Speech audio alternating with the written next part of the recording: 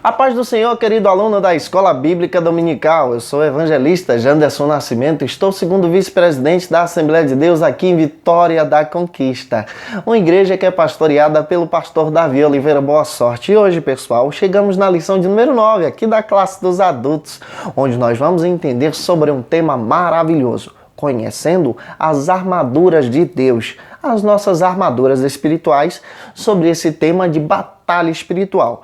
Essa lição é a continuação da análise da carta aos Efésios que Paulo escreveu. E vamos entender isso à luz da palavra de Deus. E é claro que eu quero lembrar você que eu estou comentando das lições de adultos, jovens e juvenis desse primeiro trimestre da CPAD. Então vamos que vamos, vamos estudar juntos a palavra de Deus.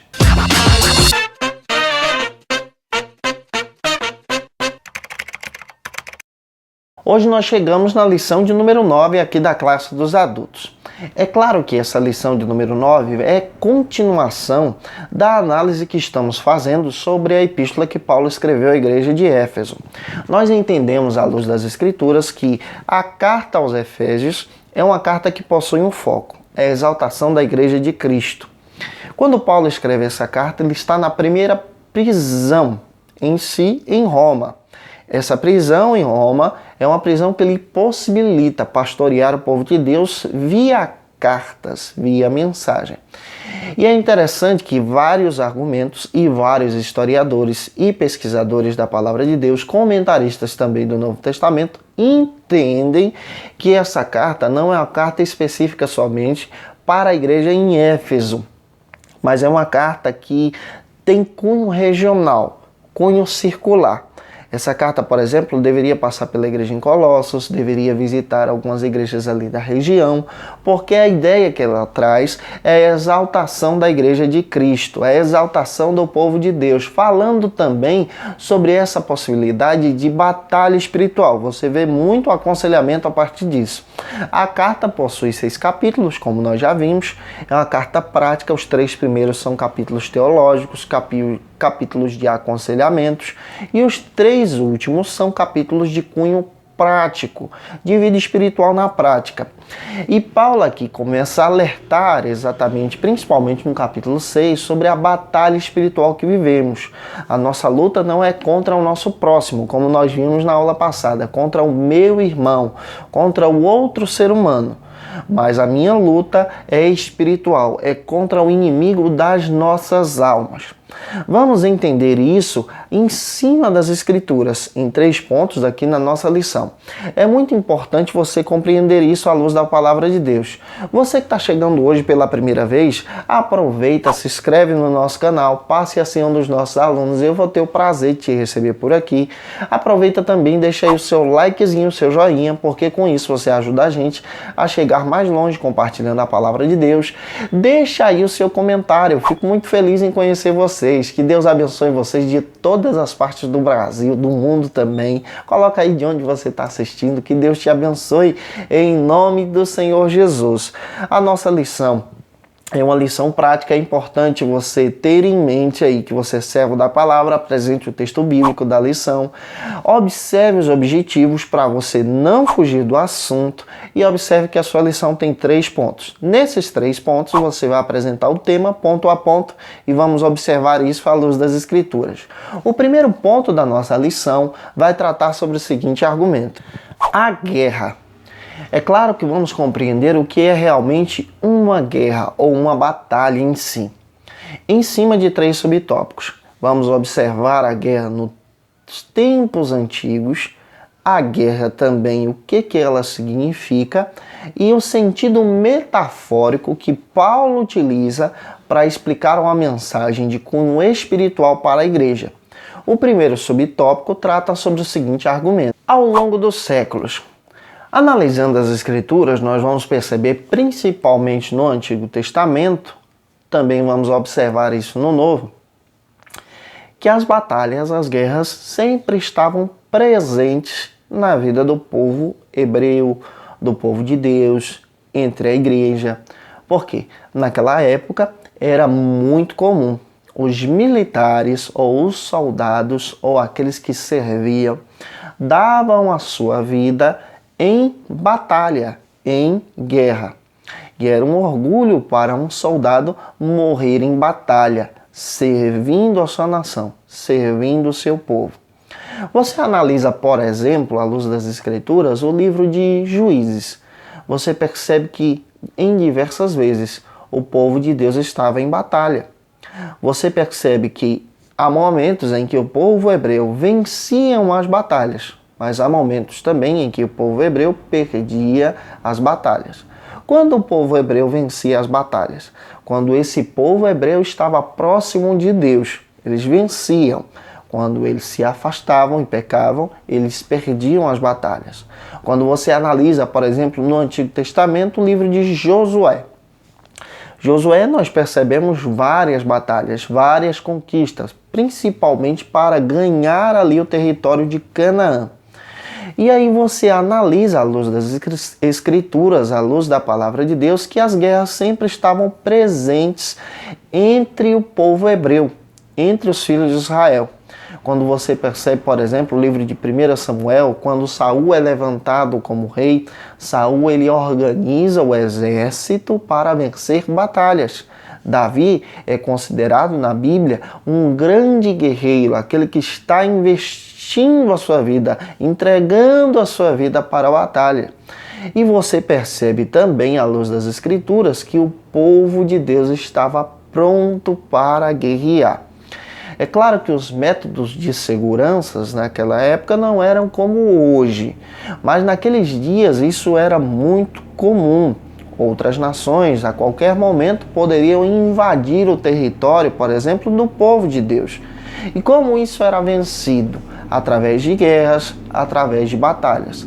A guerra em si é a organização de um exército contra outro exército de uma nação inimiga.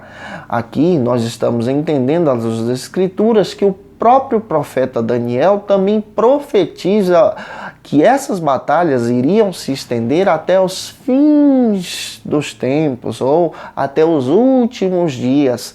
Observe o texto bíblico, por exemplo. Daniel 9:26. E isso também nos faz lembrar, por exemplo, da Primeira Guerra Mundial, da Segunda Guerra Mundial e desses rumores de guerras que existem em nossos dias. A batalha em si é uma nação defendendo o território próprio que ela possui, ou invadindo o território do outro. Nesse caso de sentido bíblico, para compreendermos aqui a nossa aula de hoje, nós estamos em guerra em todo o tempo. A nossa guerra, como já explicamos, não é contra a carne e contra o sangue. Não é contra o nosso próximo, o nosso irmão, o outro ser humano. Mas a nossa guerra é contra o inimigo.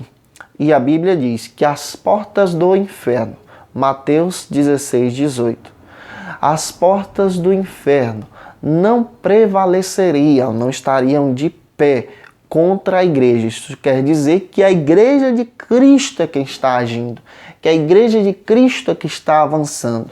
E a igreja de Cristo deve se colocar em papel de avanço contra o território das trevas, contra o território do inimigo. Explicando isso, vá para o segundo subtópico da sua lição, que vai tratar sobre o seguinte argumento. Os antigos. Nos tempos antigos, as batalhas, como já explicamos para você, eram vistas como algo sagrado. E é interessante que eles pediam a bênção de Deus para poder vencer as batalhas. O próprio Deus de Israel é conhecido como o Senhor dos Exércitos, o Senhor que peleja em favor do seu povo. Jeremias 51:27, a própria Bíblia diz que o povo de Deus contava com a proteção divina para vencer as batalhas. O povo hebreu entendia que a bênção de Deus estava sobre eles a partir do momento em que eles estavam louvando ao Senhor. Gideão, por exemplo, nas Escrituras, ele vence porque ele está obedecendo a Deus, à vontade de Deus. E ele não vence com poderio militar, mas ele vence com o poderio de Deus, apenas com 300 homens, para enfrentar uma multidão, um exército gigantesco. Observe o texto de 1 Samuel, capítulo 23, versículo 2 ao 4. O próprio Deus abençoava os filhos de Israel na batalha, na guerra, e até mesmo ordenava que os filhos de Israel entrassem em guerra, avançassem em si. No Antigo Testamento, esse era o método, essa era a maneira, era a forma de como Deus agia pelo seu povo. Na Nova Aliança, nós compreendemos que a maneira de Deus trabalhar é espiritual e também age em favor do seu povo em nossas guerras diárias. Explicando isso, vá para o terceiro subtópico, onde nós vamos compreender sobre o seguinte argumento. Essas metáforas, onde nós vamos analisar que as guerras podem ser trabalhadas em nossos dia a dia. Podem ser trabalhadas, que as guerras podem ser trabalhadas em nosso dia a dia. Já no Novo Testamento, você não encontra o envolvimento da igreja com as batalhas, o envolvimento do cristão com a guerra. Muito pelo contrário, no Novo Testamento, na Nova Aliança, o sentido é espiritual. Mateus 5,9. Bem-aventurado não são os guerreiros, mas agora os pacificadores. São cristãos, servos de Cristo, que servem a Deus e à vontade de Cristo. 2 Coríntios 10:3 e 1 Timóteo 1:8 descreve exatamente que agora na Nova Aliança, a nossa guerra não é contra o outro ser humano, mas é contra o inimigo da nossa salvação. A nossa batalha agora passa a ser espiritual. A igreja avança e vence uma batalha quando alguém se entrega a Jesus, quando alguém permanece em santidade, consagra a sua vida ao Senhor. E a nossa batalha passa a ser vencida a partir do momento em que nós estamos em Cristo em todo o tempo. Fazendo isso, avance para o ponto de número 2 da sua lição, que vai tratar sobre o seguinte argumento: a metáfora bíblica. Nesse segundo ponto, nós vamos analisar a passagem de Efésios capítulo 6, a partir ali do versículo 10, quando Paulo descreve a armadura de um soldado romano, observando aquela armadura e descrevendo a metáfora para o reino espiritual. Lembrando que Paulo está preso em Roma, possivelmente no ano 62 e 63. Por 24 horas ele tinha um soldado romano ali, guardando, protegendo, vigiando ele. E claro que Paulo observava muito bem a vestimenta daquele soldado. E a partir daquilo, ele começa a descrever uma metáfora bíblica, transportando aquela armadura para a vida espiritual. Vamos analisar isso em 3 subtópicos. O primeiro subtópico descreve o seguinte argumento: a armadura do soldado romano. As Escrituras apresentam que Paulo conhecia em detalhes a armadura de um soldado romano. É bem certo que acabei de explicar para você que ele era vigiado 24 horas por dia, ou todos os dias, por uma equipe de soldados. E a partir desse momento ele começa a descrever peças da armadura, peças daquela vestimenta, para transportar isso para o reino espiritual, escrevendo essa mensagem para a igreja de Éfeso, demonstrando que a igreja precisava ser revestida por essas armaduras. Vamos observar os textos bíblicos. Efésios capítulo 3, versículo 1, leia esse texto com seus alunos. Efésios capítulo 4, versículo 1 também, leia esse versículo com seus alunos. Filipenses 1:13, você vai perceber que ele descreve mais uma vez parte da armadura em si, parte da vestimenta de um soldado romano. Colossenses 4:3 e Filemão, versículo 9. Essas cartas que citei, Efésios, Colossenses, Filemão e Filipenses, são as 4 cartas que Paulo escreveu quando estava nessa prisão. E você percebe que ele entendia muito bem os detalhes de uma armadura. Entendendo esses detalhes, ele passa agora a transportar isso para a vida espiritual. O segundo subtópico trata exatamente sobre essa armadura de Deus. Leia Efésios 6, versículo 13, para analisar com seus alunos. E ele inicia dizendo, no versículo 14, tendo cingido seus lombos com a verdade. Essa questão de cingir ou utilizar o cinturão está dizendo que o cristão precisa exatamente estar revestido, vestido, guiado pelo cinturão da verdade. Isso fala de segurança. E que verdade é essa? A verdade é Cristo, a palavra de Deus. E isso quer dizer que o cristão deve esclarecer a verdade, apresentar a verdade. O cinturão era uma peça fundamental do soldado romano. O cristão precisa estar cingido para essa verdade, descrevendo essa verdade, precisa estar convicto dessa verdade. É essa a ideia da metáfora que Paulo está escrevendo. Vamos para o terceiro subtópico aqui, entendendo à luz das Escrituras. A couraça da justiça, versículo 14. A couraça era uma espécie de roupa metálica que existia, que protegia desde o pescoço até parte das pernas, por exemplo, até os lombos. A couraça tinha o objetivo de proteger o soldado contra as flechas, contra perfurações de lanças, de espadas também. E o que Paulo está dizendo? Revestidos da couraça. Nós precisamos estar revestidos dessa couraça contra setas, contra lanças, contra investidas do inimigo. E essa couraça trata-se de um argumento espiritual que Paulo está traçando para a igreja. E a couraça da justiça. Paulo está descrevendo a couraça exatamente para demonstrar que o cristão precisa estar protegido pela justiça de Deus, à luz das Escrituras. Descreva isso em sala de aula para os seus alunos. Ajude-os a compreender o que a palavra de Deus diz. O terceiro ponto da nossa lição, continuar analisando essas ferramentas espirituais. Vamos compreender sobre o seguinte tema: outras armas, outros argumentos, outras ferramentas que a armadura espiritual apresenta, em 3 subtópicos. O primeiro subtópico vai tratar sobre a seguinte ferramenta: os calçados, Efésios 6,15. É bem certo que Paulo descreve e observa aqui as sandálias do soldado romano. As sandálias do soldado romano naquela época eram especiais. Em algumas situações, era o melhor método ou estilo de calçado que existia. Nem todo mundo tinha condições de ter uma sandália de um soldado romano, por exemplo. As sandálias naquela época eram feitas em casas, de couros de animais. Mas a do soldado romano era diferenciada.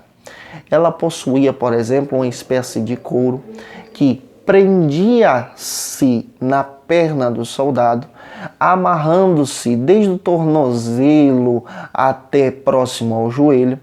A sola dessa sandália em si possuía ali uma espécie de pregos para que o soldado romano pudesse ficar os pés na lama e ter segurança ao caminhar.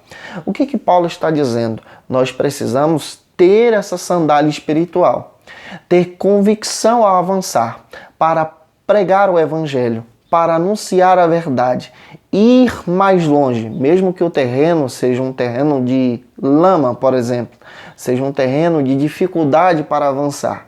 Paulo está descrevendo que o cristão precisa estar calçado dessa ferramenta para avançar rumo à luz do evangelho, rumo à missão que Deus nos deu.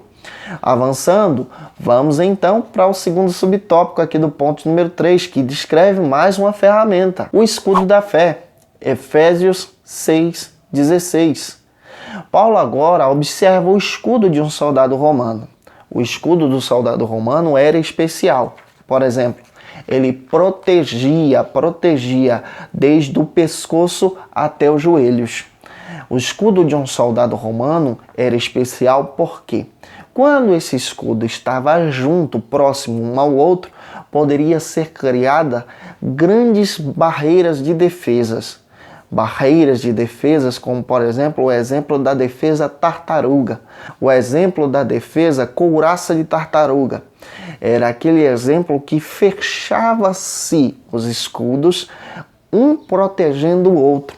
Qual a ideia que Paulo está descrevendo aqui? Na batalha espiritual, nós precisamos ter o escudo da fé, para que a igreja possa proteger o outro e nós possamos caminhar junto, protegendo o nosso coração, avançando em nome de Cristo, avançando para a glória de Deus.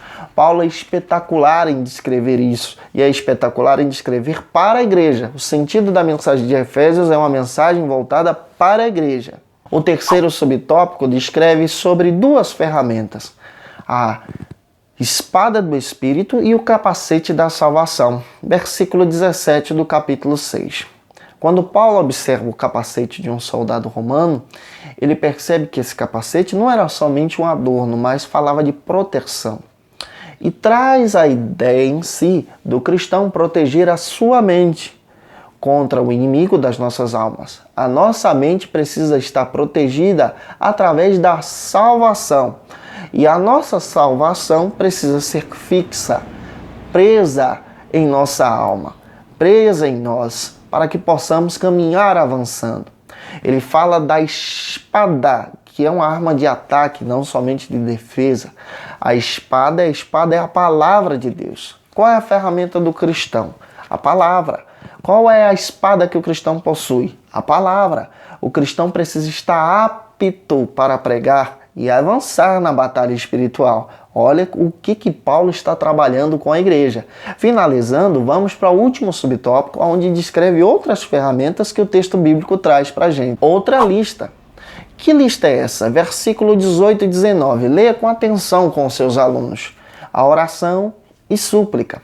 Nós precisamos estar revestidos das ferramentas de Deus, mas precisamos em todo tempo estar em oração e súplica. Como a igreja vence? Como o cristão vence? Com oração e com súplica. Precisamos buscar ao Senhor em todo tempo. Buscar ao Senhor de todo o coração.